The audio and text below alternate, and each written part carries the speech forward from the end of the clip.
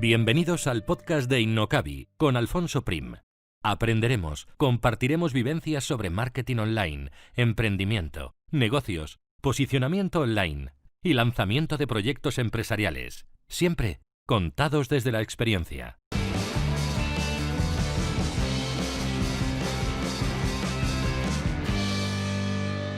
Hoy hablamos con Antonio Leiva, un desarrollador Android con una larga experiencia y que ha lanzado su propia academia para ayudar a otros desarrolladores a alcanzar su mejor nivel. Puedes encontrarle en devexperto.com y en su web antonioleiva.com. Luego os dejaremos en las notas del programa las referencias y al final también le pediré que nos dé sus coordenadas online. Antonio es un apasionado de las aplicaciones móviles y un experto en Kotlin.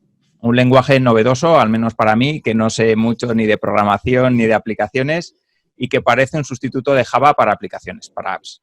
De apps, de negocios, de Kotlin y de mucho más hablaremos en la entrevista de hoy con Antonio. Así que saludo ya a mi invitado. Hola Antonio y muchas gracias por venir. Hola, ¿qué tal? Nada, el placer es mío por estar aquí. Muy bien, pues si te parece, Antonio, para empezar, ¿podrías presentarnos un poquito por si hay alguien por ahí que no te conoce? Claro, pues mi nombre es Antonio Leiva y me dedico actualmente a ayudar a otros desarrolladores Android, personas que se dedican profesionalmente al desarrollo de aplicaciones Android, a evolucionar en su carrera profesional. Y bueno, pues para ello tengo distintos productos y servicios con los que les ayudo a seguir ese proceso para que alcancen sus metas profesionales. Vale, además he visto que das alguna charla y algunas ponencias por ahí interesantes y Sí, tal, también. siempre centradas en el tema de programación, entiendo. Sí, en general muy enfocadas en eso. También a veces un poco más enfocadas a crecimiento personal, pero siempre enfocado en la carrera profesional para que cojan la confianza necesaria para lograr todas esas metas que quieran alcanzar. Vale, o sea, para alguien que no sabe de programación como yo, sería una charla motivadora para que se inicie en el proceso. Sí. Muy bien. Quería preguntarte, porque, bueno, ha habido un boom de apps y parecía que todas las empresas tenían que tener su propia app. No sé cómo ves ahora el mercado, si sigue ese boom en activo o si ya ha bajado un poquito y la cosa está más tranquila. ¿Cómo está el mercado de las apps? Pues yo creo que es un boom que no va a parar y si vemos a nuestro alrededor, si nos fijamos en lo que está ocurriendo en el día a día, verás que, por ejemplo, cada vez hay menos personas que usen un portátil en su día a día o que usen un ordenador. La gran mayoría de las personas su día a día lo realizan a través de un dispositivo móvil, normalmente un teléfono, aunque hay gente que también utiliza tablets, y eso es una realidad que no podemos negar, que el usuario habitual, no los que nos dedicamos al mundo online, ¿no? Que estamos más acostumbrados a las tecnologías, pero el usuario medio en el día a día con lo único que trabaja es con un dispositivo móvil y es la vía de entrada para muchas empresas. Así que yo creo que lejos de frenarse esta escalada, yo creo que va a seguir creciendo en los próximos años.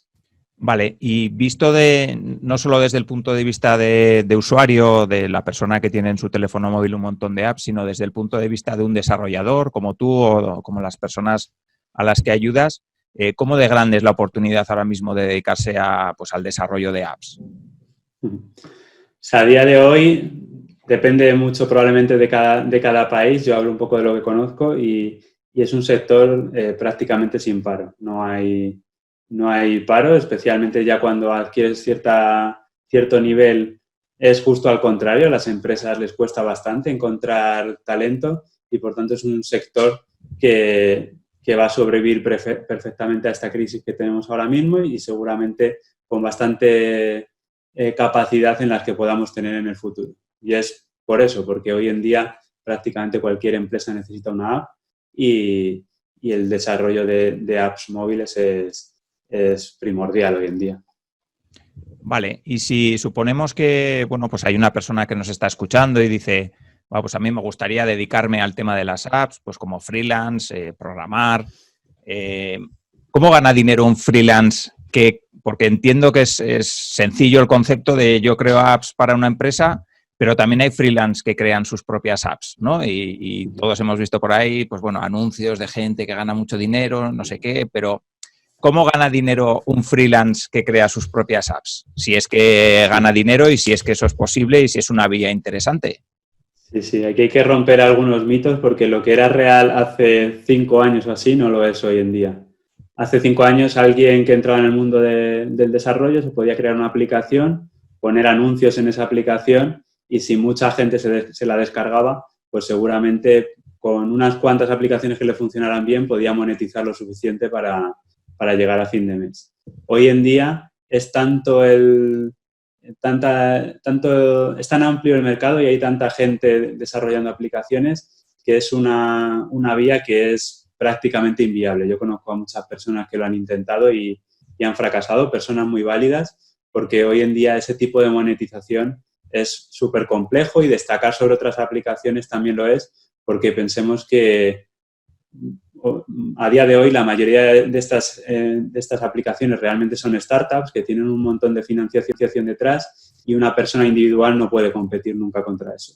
Entonces yo esa vía no la recomiendo porque creo que es muy difícil ganarse la vida por ahí. ¿Por dónde sí que podemos atacar esto? Pues por un lado, el crear algún producto que cubra un nicho de mercado y que por tanto esa aplicación no se base en venta de anuncios, sino en venta a lo mejor de una suscripción mensual, anual o algo así, y que por tanto ese servicio sí que cubra las necesidades de un sector pequeño y como individual sí que podamos, como persona individual sí que podamos atacar a ese nicho. Lo mismo que hacemos los infoproductores, pues se podría aplicar al mundo de las aplicaciones. Y por otro lado, la vía más sencilla probablemente es la de realizar aplicaciones para otras empresas que lo necesitan. Y que a día de hoy como freelance pues podemos atacar a empresas o a pequeños negocios para que las grandes empresas no les sale rentable porque son ingresos muy pequeños, pero que para una persona individual sí que puede ser interesante.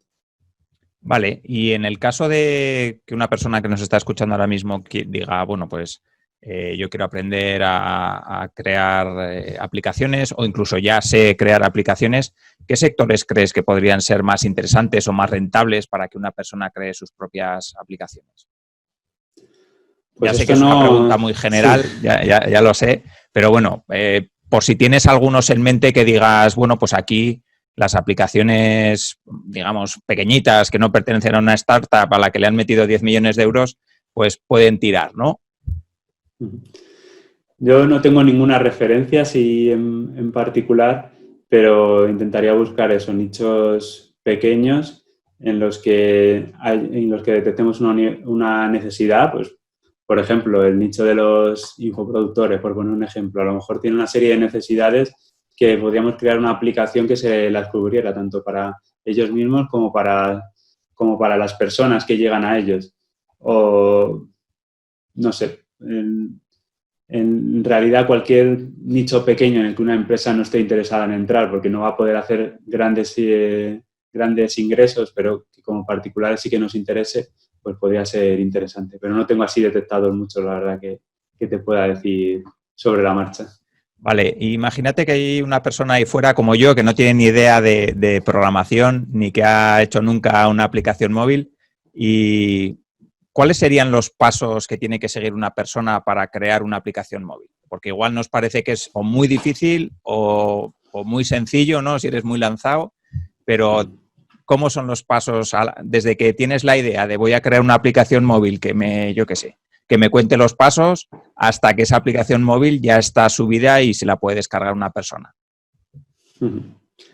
¿Lo baso en que ya tenga conocimientos de programación o...? Sí, que no sea como yo, sí, alguien que sabe un poco, sí. Pues lo primero es detectar esa necesidad y como cualquier otra cosa yo haría un estudio de mercado antes de lanzarme a crear absolutamente nada.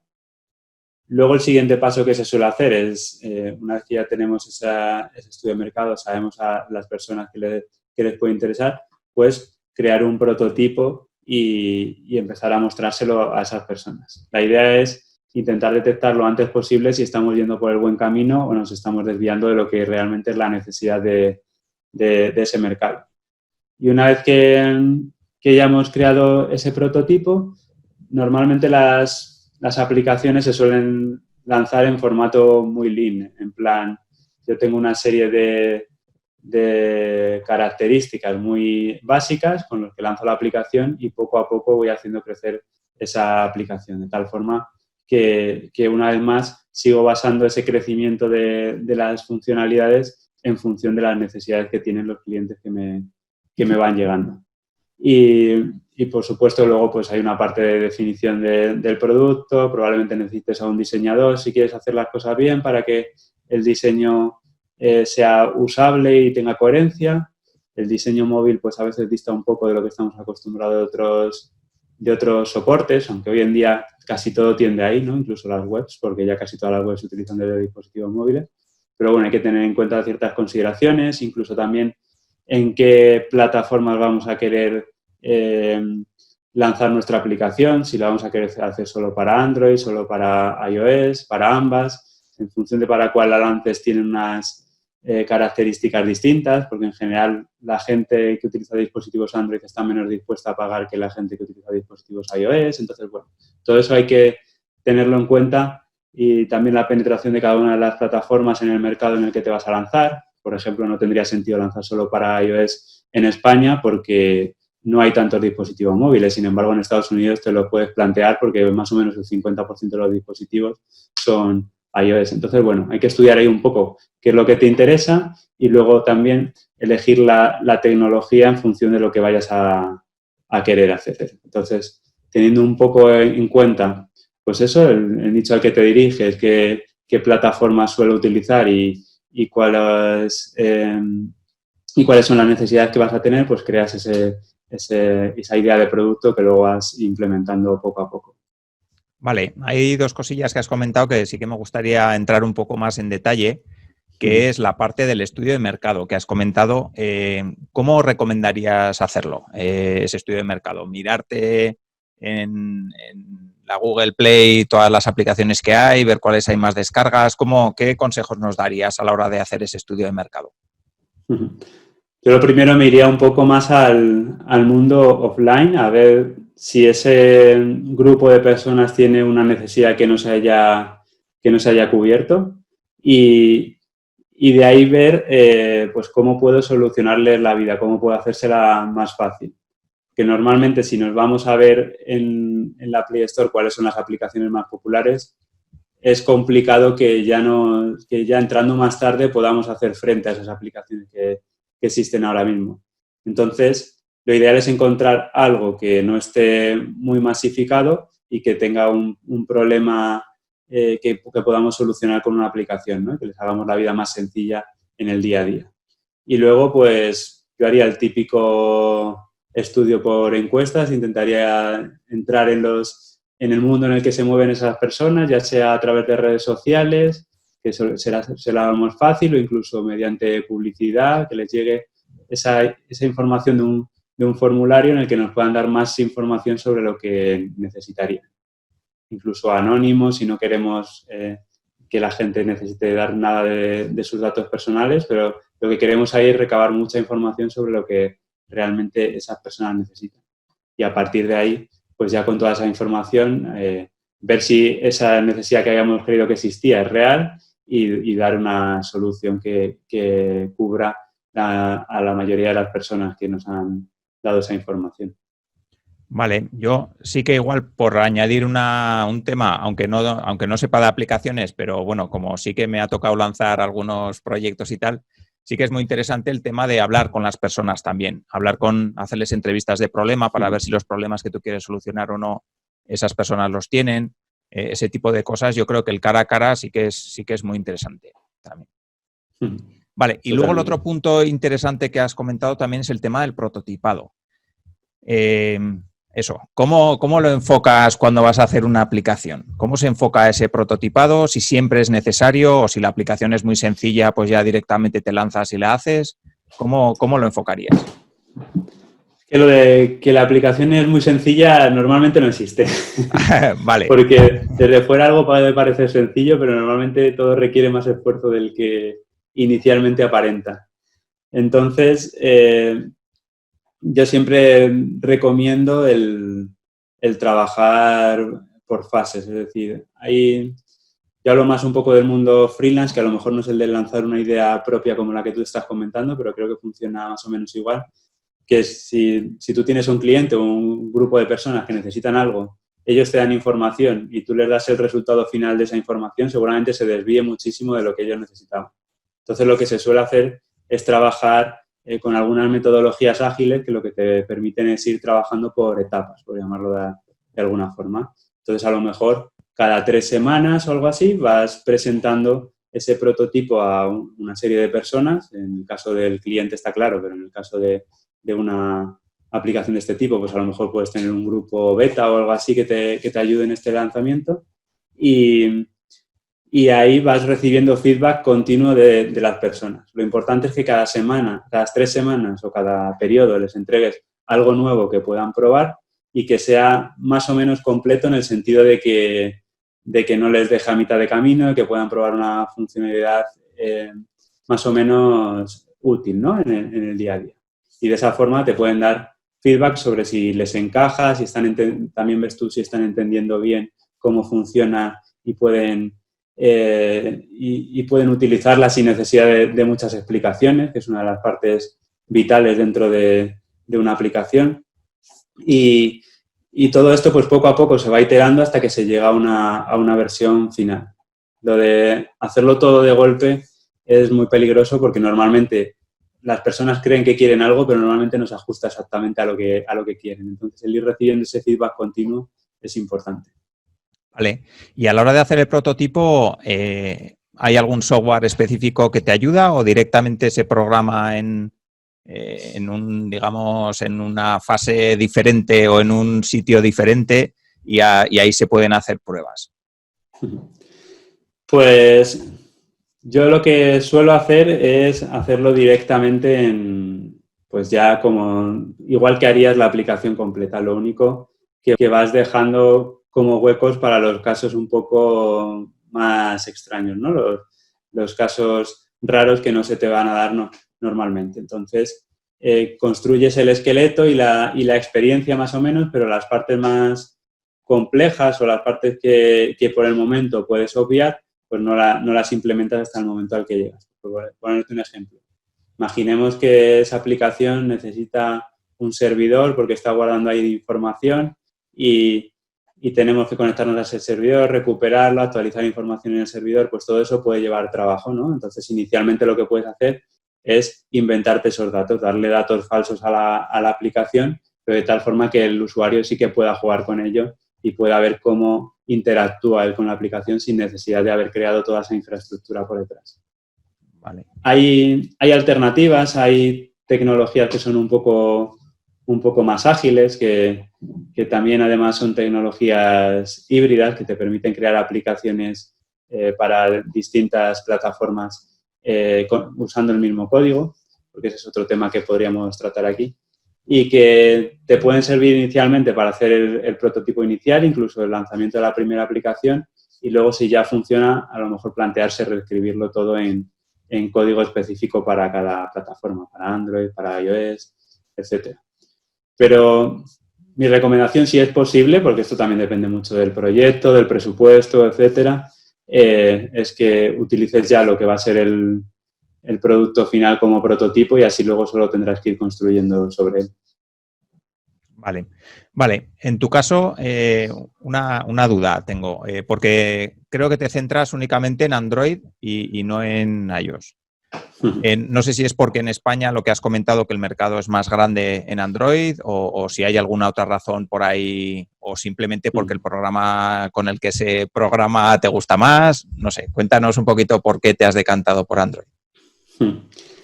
Pues en esto, como prácticamente en todo, la especialización es un punto, porque cuanto más te especialices en algo, pues luego puedes alcanzar mejores puestos de trabajo y mejores salarios en ese sector. Si aprendes un poco de todo, es más difícil hacerse experto en algo.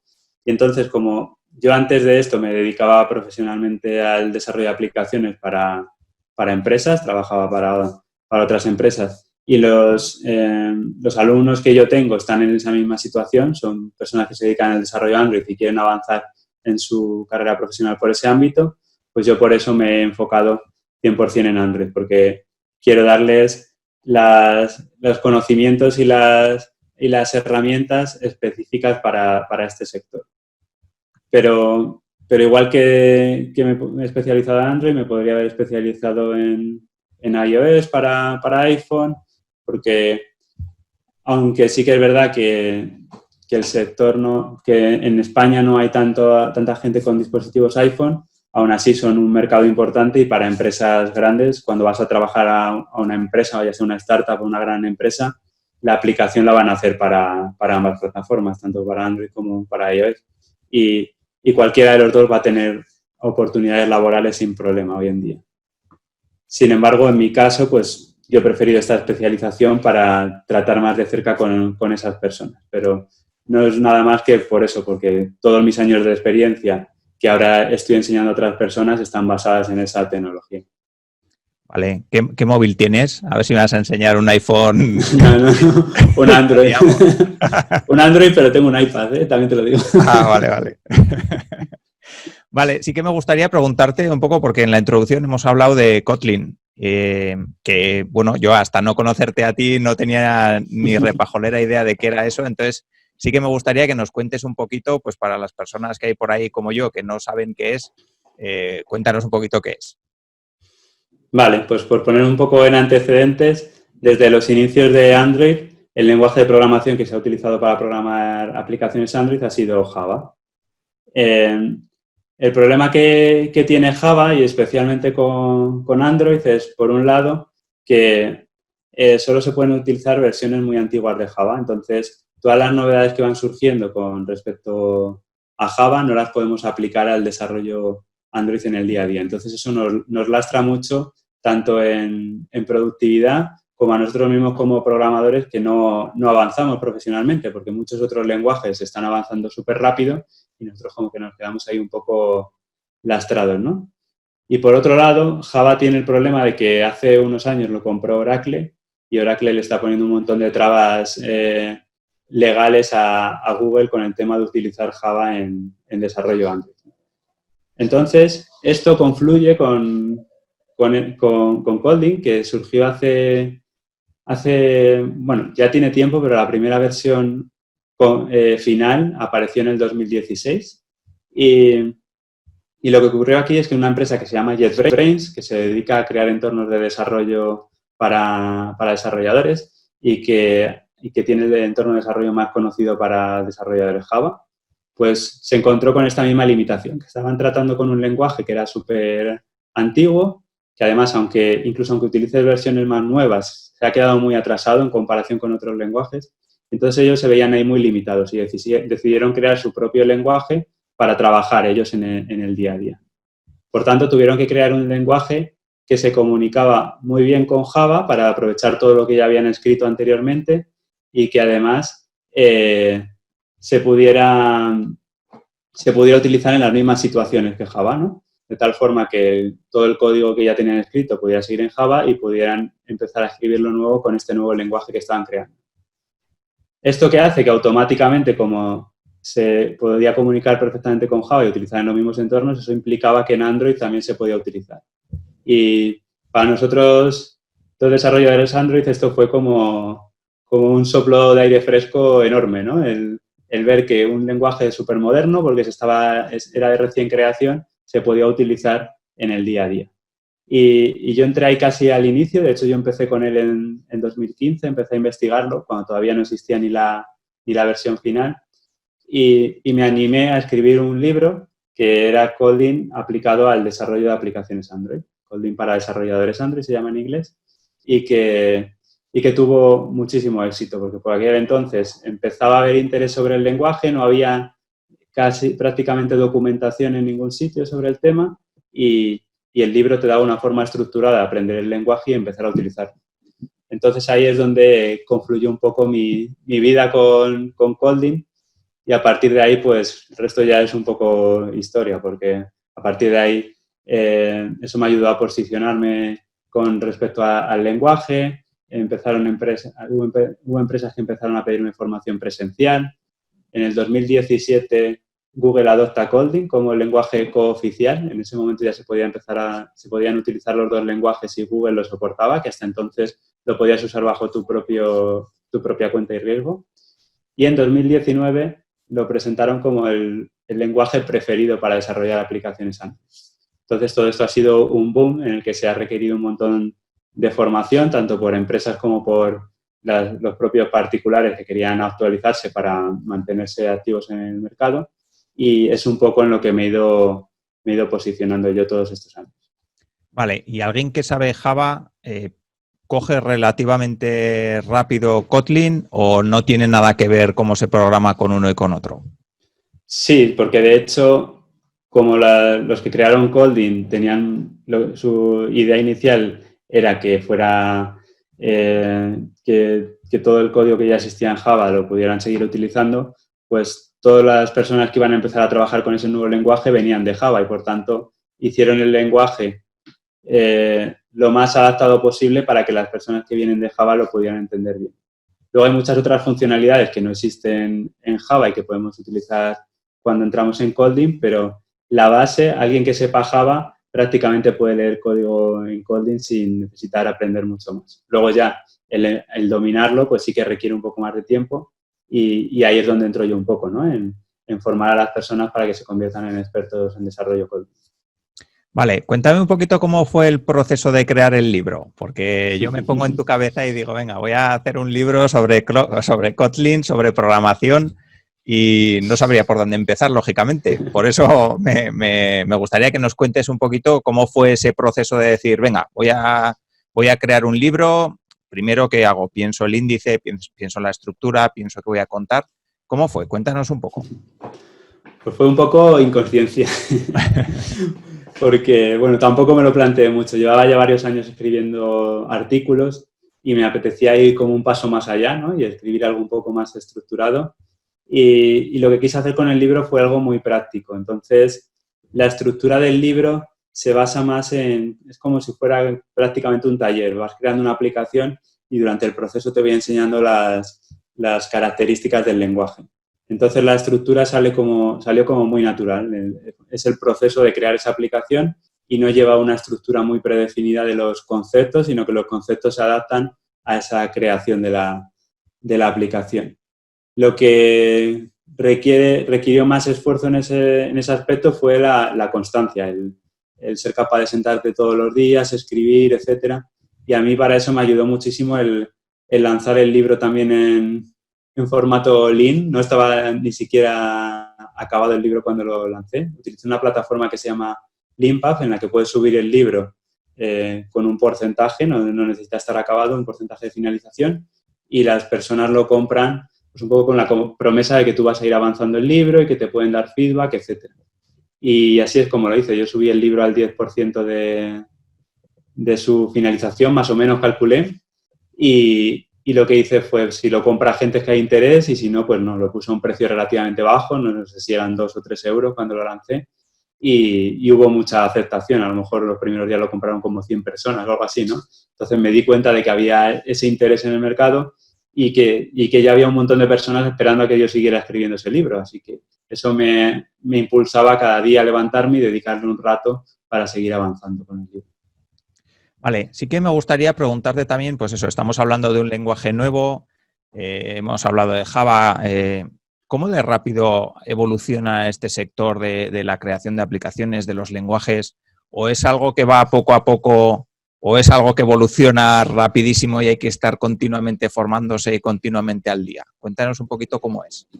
Evoluciona rapidísimo. De hecho, evoluciona tan rápido que es imposible seguirlo. Incluso estando especializado en Android como yo estoy, es imposible estar al día de todo lo que va surgiendo. Para que te hagas una idea, solo Google tiene desarrolladas como 70 librerías para desarrollo Android y las actualizan cada 2 semanas. Así que imagínate el seguir el avance de todas esas librerías, qué es lo que van añadiendo en cada una de ellas.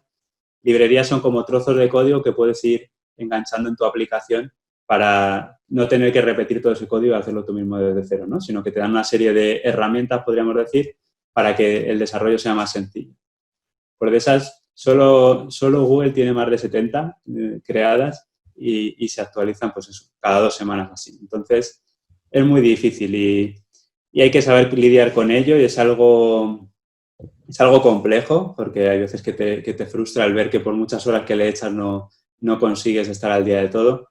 Y también es por eso un poco por lo que surgió Architect Coders, que es uno de los programas que tengo más avanzados, porque a veces nos preocupamos mucho en el mundo de la programación por ir al detalle y lo realmente importante para ser buen programador es el conocer los fundamentos de la programación y qué hace que un código sea un buen código, que pueda escalar bien, que escalar es pues eso, que mañana necesite una nueva funcionalidad y que pueda rápido adaptarme a ello o incluso adaptarme a los cambios del mercado, que la competencia saque algo y tenga súper rápido que virar en esa dirección para que no me coma el mercado, pues todo eso requiere de un código que no simplemente pones a escribir y ya está, requiere de una estructura que se llama, en la programación se conoce como arquitectura y de una serie de reglas de programación que una vez que conoces eso, pues ya el qué librería vas a usar o no, pues son como detalles de implementación que tampoco son tan importantes, ¿no? Entonces, yo me he dado cuenta a lo largo de todo mi proceso que he ido evolucionando desde ese punto en el que me sentía súper agobiado porque no podía seguirlo todo, hasta llegar a un punto en el que me doy cuenta de que no es tan importante saberlo todo. Cuando necesitas algo, lo aprendes en ese momento y ya está. Pero mientras tengas unas bases sólidas de calidad de software y de programación, pues el resto es mucho más sencillo. Es un poco el paso siguiente que doy yo a mis alumnos. Vale. Venga, vamos a suponer que me has convencido y estoy emocionado por convertirme en desarrollador de apps. ¿Qué pasos tendría que dar? Imagínate que hay una persona ahí fuera como yo que no sabe y dice, bueno, pues me gustaría aprender porque creo que realmente tiene futuro esto. Es lo que dices, ¿no? Hay un montón de empresas allá afuera que me pueden contratar, hay un montón de opciones para ser freelance o para trabajar por cuenta ajena. ¿Qué pasos tendría que dar para aprender a programar y tener un nivel bueno? Pues lo primero yo sí que recomendaría aprender un poco de fundamentos de programación. Hay gente que se lanza a la piscina sin eso y puede ser una buena opción si lo estás haciendo tú solo a tu ritmo en casa, a lo mejor puede ser una buena opción porque si no ves cosas, pues al final a lo mejor te desmotivas, ¿no? Pero por otro lado yo creo que los fundamentos de programación te ayudan a avanzar mucho más rápido. De saber pues cuáles son los conceptos principales de programación en plan pues algoritmos, programación orientada a objetos, bueno, ciertos conceptos que te van a ayudar mucho luego en tu avance. Y luego una vez que tenemos esos conocimientos asentados, pues yo ya sí que decidiría en qué tipo de tecnología me quiero especializar. Si en desarrollo Android, por ejemplo, pues buscarme alguna formación que me enseñe las bases de desarrollar aplicaciones en Android. Y luego ya que tengo un poco de soltura sobre cómo programar, aunque sea a nivel muy, muy básico, es decir, no nos metemos ya en temas más de fundamentos de desarrollo de software que hablábamos antes, pues ya sí que iría un paso más allá e intentaría aprender todo sobre los temas un poco más sobre temas de calidad de software, arquitecturas, testing. Bueno, son temas que para empezar no son totalmente necesarios porque puedes crear una aplicación sin ellos, pero ya cuando entras en el mundo profesional y quieres acceder a oportunidades laborales, pues en muchas empresas te lo van a requerir. Entonces ya como tercer paso yo iría a ese punto. Vale. Y entrando ya un poco en tu trayectoria profesional, que has pasado, pues eso, de ser programador, de programar apps, a lanzar tu propia academia y ayudar a otras personas. ¿Cómo ha sido ese paso de crear tu propia academia? ¿Fue un paso, que no te costó o te costó, fue difícil? ¿O cómo fue ese momento de decir, venga, voy a crear algo para ayudar a otras personas a crecer y pues a ver qué tal? Pues sí, al principio, como te digo, fue un poco espontáneo porque yo lo del libro lo creé un poco porque quería probar la experiencia de crear un libro. Por otro lado, porque también había oído hablar mucho del tema de ingresos pasivos y tal, y me parecía como una de las formas más sencillas de empezar a probar sobre ese tema. ¿Han sido ingresos pasivos o no? El libro en particular, bastante pasivos. Es verdad que yo lo voy actualizando una vez al año o así, para que se mantenga al día, pero sí que es verdad que, a diferencia de si lo publicas en una editorial, que normalmente son ingresos residuales, pues cuando lo autopublicas y funciona bien, pues sí que es un ingreso importante. Vamos, a lo mejor no te da solo con eso para comer, ¿no? Pero sí que puede ser una base interesante para sentir mayor seguridad. Y una vez que lancé el libro, como ya te digo que llegué justo en el momento adecuado, pues un poco de forma natural empezaron a surgir las oportunidades. Lo de hacer formaciones en empresa, que yo todo esto lo seguía haciendo mientras trabajaba para otra empresa. Entonces, a lo mejor me tenía que tomar días de vacaciones para ir a la empresa a hacer la formación o cosas así, ¿no? Pero bueno, fue todo un poco temporal en el sentido de que en algún momento yo ya estaba planteándome el dar este salto, ¿no? A dedicarme al 100% a lo mío. Lo que pasa que también por el camino me surgieron buenas oportunidades laborales. Estuve trabajando en mis últimos años para una empresa americana y, por tanto, tenía un sueldo muy cómodo, ¿no? Si lo comparas con un sueldo de aquí de España, y todo eso hacía que procrastinara ese salto final. Hasta que llegó el momento en el que nació mi hija y tuve que decidir, ¿no? O una cosa o la otra. Ya la vida no me daba para tener dos negocios en paralelo. Entonces, ahí ya decidí que era el momento de probar, de lanzarme a la piscina. Por supuesto, ya tenía una base, ¿no? Gracias al libro que comentaba, que me daba unos ingresos más o menos predecibles al mes. Luego también tenía ya creado mi curso online, que también me traía algunos ingresos. Pues con todo eso, ya el salto no fue al vacío. Obviamente fue perdiendo mucho dinero en comparación con lo que tenía antes, pero era algo que quería probar, a crear algo por mí mismo. Y entonces fue el momento de lanzarme, porque sabía que una oportunidad como esa iba a ser difícil que se me diera en el futuro, y sin embargo, como hablábamos, en el sector de la programación no hay prácticamente paro, y me sería muy fácil volver a una empresa si lo requiriera en el futuro. Entonces ahí ya es cuando decidí dedicarme al 100% a mi proyecto. Vale, hay dos cosas que me parecen muy interesantes de lo que has... Bueno, todo, ¿no? Me parece muy interesante, pero especialmente dos cosas. Y una es que encontraste el momento exacto en el que lanzarte, ¿no? Digamos que estabas en el momento en el que efectivamente la oportunidad era buena, ¿no? Y la supiste aprovechar, que eso tampoco es fácil, porque muchas veces tenemos oportunidades y no nos subimos al tren, ¿no? Porque no nos atrevemos por la razón que sea. Y luego eso, el nacimiento de un hijo que siempre te marca un antes y un después. O sea, que muy, para muy todo, interesante. Además. Sí. Y el proceso a la hora de crear tu academia, ¿qué haces? ¿Haces cursos puntuales o tienes un grupo de personas a las que acompañas? ¿Cómo es un poquito esa estructura tuya de academia? Sí, pues yo tengo varios productos. Tengo el libro, que sigue en activo. Después tengo un curso online, que es una formación que siempre tengo abierta para el que quiera entrar a aprender coding. Pues ahí es una formación además que está certificada por la empresa que comentábamos, la de JetBrains, porque soy partner de formación suyo. Y lo que hacen ahí es, pues, personas que están trabajando para desarrollo Android en Java, aprenden todo el lenguaje para convertirse en expertos en coding. Además, hace poco me he asociado con otro formador que tenía como dos cursos previos que encajaban muy bien con mi formación, que es justo lo que hablábamos antes, aprender los fundamentos de programación y luego unas bases sobre Android, para que luego ya cuando quieran entrar a coding, pues ya tengan todas esas bases sentadas y puedan seguir su proceso de formación. Y luego ya tengo otro producto que sí que es de mayor seguimiento, que es el de Architect Coders que comentábamos antes, que aquí lo que hablamos es más de temas de calidad de software, de arquitecturas, testing, etcétera. Y como esto ya es algo más complejo y que requiere más dedicación, pues es un programa con mucho mayor seguimiento. Entonces, es un programa que tiene una fecha de inicio y una fecha de fin, y la gente que entra va avanzando todos juntos en ese progreso. Además, se crean grupos donde van creando entre ellos aplicaciones para ir aplicando todo lo que vamos aprendiendo.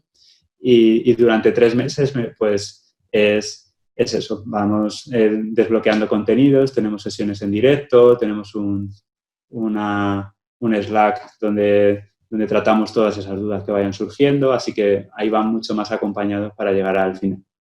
Vale, ¿y ese sería para gente que ya sabe algo o también se puede partir de cero? Ahí te diría que lo ideal es que ya sepan desarrollar en Android y Kotlin, pero ha entrado gente que sabía muy poco de Android y no sabía nada de Kotlin y con mayor esfuerzo obviamente lo han conseguido hacer también, pero la idea inicial era que ya hubieran pasado por el proceso anterior, el de la formación de Kotlin y en ese punto ya están preparados para dar el salto a la de Architect Coders. Vale, ya casi para cerrar la entrevista, que no te quiero entretener más de la cuenta, sí que me gustaría que nos cuentes algunos errores, algunos aciertos que te han enseñado más en estos años, pues como emprendedor, ¿no? Desde que te decidiste a lanzarte ahí al ruedo con ese nacimiento de tu hija, con el libro, la academia. Cuéntanos un poquito qué errores y aciertos crees que te han enseñado más. La verdad es que yo en los errores no me fijo demasiado, ¿no? Entonces, esto siempre lo tengo un poco pensado porque suele ser una pregunta recurrente y yo creo que por comentar algún error que se me ocurra así de primeras, una vez hice un lanzamiento ya hace unos años de un producto que no había validado para nada y que fue un total fracaso, que no se apuntó prácticamente nadie y al final no lo pude ejecutar. Y lo que saqué de ahí es que hay veces que nos empeñamos en pensar que tenemos la solución a los problemas de las personas, pero realmente los que saben qué problemas tienen y cómo solucionárselos son ellos. Entonces, el empeñarse en lanzar algo que no está validado y que no has hablado con tus seguidores o con tu audiencia, puede llevarte a un fracaso estrepitoso y es mucho mejor ir paso a paso, ¿no? Y primero tener ese feedback de tu audiencia, aprender de ellos y sacar algo que esté ajustado a lo que ellos están demandando en ese momento. Porque incluso hay veces que sí que sabemos que les va a servir algo, pero ellos todavía no están preparados para darse cuenta. No sé muy bien cómo explicarlo, ¿no? Es como que estamos llegando demasiado pronto a esa necesidad que todavía les falta unos pasos hasta que se den cuenta de que lo requieren, ¿no? Entonces, el ir poco a poco creciendo con tu audiencia, con tus seguidores y con tu nicho es importante y es vital eso, ir dando los pasos encaminados hacia lo que ellos necesitan y no hacia lo que tú crees que es lo mejor para ellos.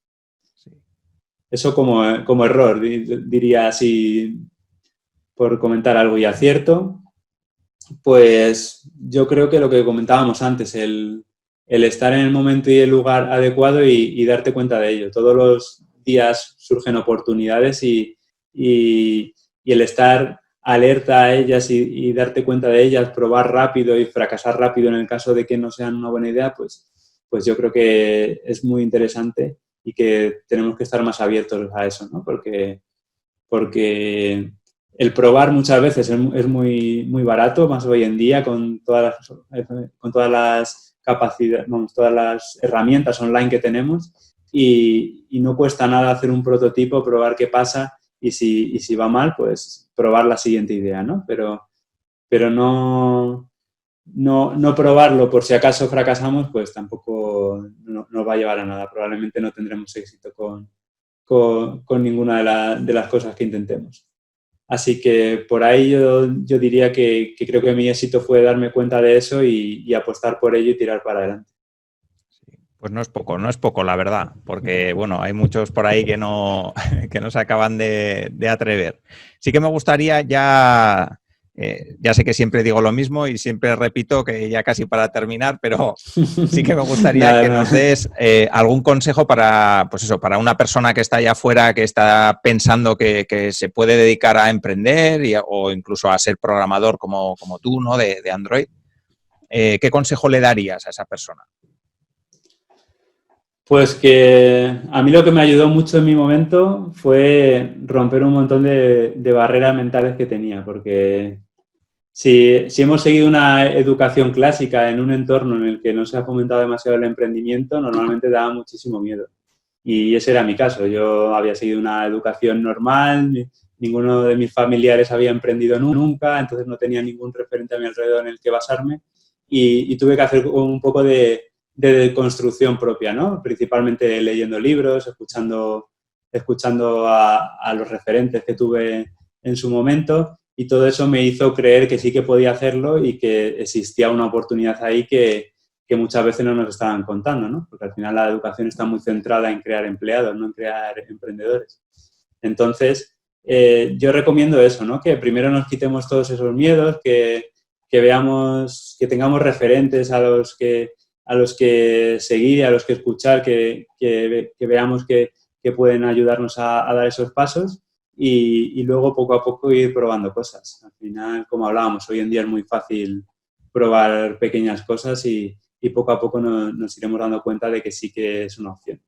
Sí, sí. Además, eso es lo que dices, es muy fácil probar y se puede incluso ir probando o haciendo pequeños experimentos mientras todavía tienes tu trabajo y tienes un sueldo ahí que te permita mantenerte, puedes ir probando otras cosas y ir viendo un poco, testando si la cosa tiene sentido o no. Sí, eso totalmente. Yo tampoco recomendaría lanzarse al vacío, como dicen muchos, de eso de quemar todas las naves. Yo prefiero tener una nave ahí de seguridad por si acaso, porque si no, en el momento en el que no tengas ingresos tampoco vas a poder ser creativo y lo único que vas a hacer es luchar por llegar a fin de mes y eso no te va a ayudar a crear algo que escale bien en el futuro, ¿no? Al final vas a seguir vendiendo tu tiempo por dinero y no es lo que estamos buscando aquí normalmente. Sí. Vale, sí que me gustaría que nos recomiendes algún contenido interesante, algún libro, algún blog, algún podcast que escuches, algún canal de YouTube que veas, yo qué sé, una serie de Netflix que te guste, algo que pueda ser de utilidad para las personas que están escuchando. Pues yo siempre recomiendo un clásico, no sé si para tu audiencia será muy, muy básico ya, pero que es el Código del Dinero de Raymond Sansó, que es el que a mí más me hizo clic en mi momento.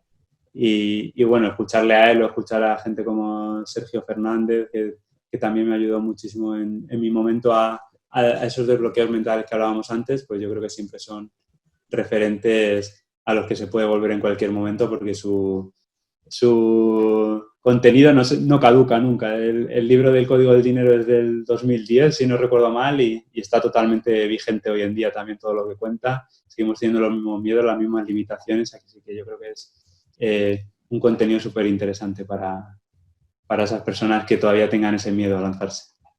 Vale, y ahora sí que ya para terminar, ¿dónde te pueden encontrar las personas que quieran saber más sobre lo que haces, más sobre ti, más sobre tu academia online? ¿Dónde te pueden encontrar? Pues en español mi marca es DevExperto, DEV-Experto, y me pueden buscar así en todas las redes sociales. Ahora donde más centrado estoy es en el blog, en el sitio web siempre, de experto.com, pero ahora también estoy muy centrado en el canal de YouTube y en Instagram. Son los 3 sitios donde más activo estoy. Y bueno, luego antonioleiva.com que comentabas anteriormente, eso está más enfocado al mercado inglés, porque también tengo algunos productos en inglés.